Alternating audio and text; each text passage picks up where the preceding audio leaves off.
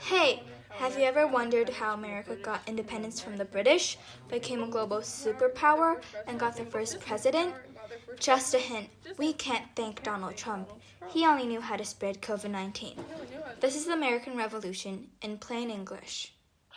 After England won the Seven-Year War against France, they were trying to solve financial problems although Britain won the war and controlled most of North America. It had financial difficulties because of the long war. As a result, the British government continued to increase its taxes on the colonies and carried out a high-pressure policy to oppress and exploit the colonies brutally.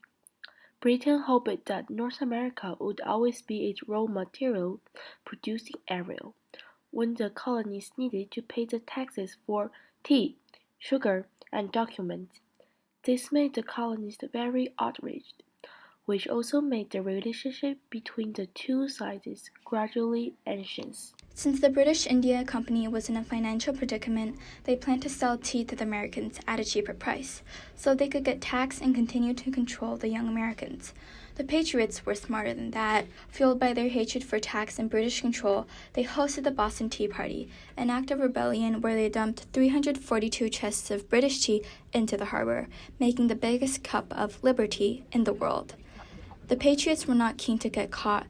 They didn't want King George to know what they were up to, so they disguised themselves as Native Americans by wearing feathers and painting their faces. Was King George fooled? Hard to say. I like to think no. This rebellious act caused King George's plan to backfire. He got no tax dollars and lost a lot of tea. Now, in 1774, the Coercive Act was made by King George to punish the colonists by closing the harbor, taking away power, and forcing the colonists to provide the British soldiers with food and shelter. The British also expanded the British Canadian territory into southern Ohio, taking away American land, which the colonists obviously disliked. These outrageous punishments by King George finally incited the colonists to act and form their own government, the very first Continental Congress. You can probably guess that the British didn't really like this act of rebellion, and battles ensued. The battles. There were a lot of battles. By a lot, I mean a lot. Most of them just went, pew pew, arg, we have to retreat. But some were surprisingly interesting, like crossing the Delaware, where Washington forced his army to cross the icy Delaware River when their families were having fun celebrating Christmas. Or maybe even the Battle of Saratoga, where the French finally came to help the Americans by Benjamin Franklin.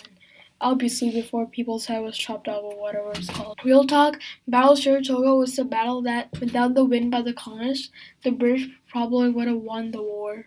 So thank the American Francophiles and the French. Now comes the final showdown. Battle of Yorktown. Dying is easy, young man. Winning is harder. The phrase was started upside down because the world had turned upside down because Americans besieged Yorktown and British raised white flags. So, I guess it was that easy for a little colony to overthrow their mother. After everything that has happened, I was looking for a break. This revolution was intense. The British violated the Articles of Peace, such as occupying American territory in the Great Lakes and refusing to return confiscated slaves. This has all happened over time. It was tiring.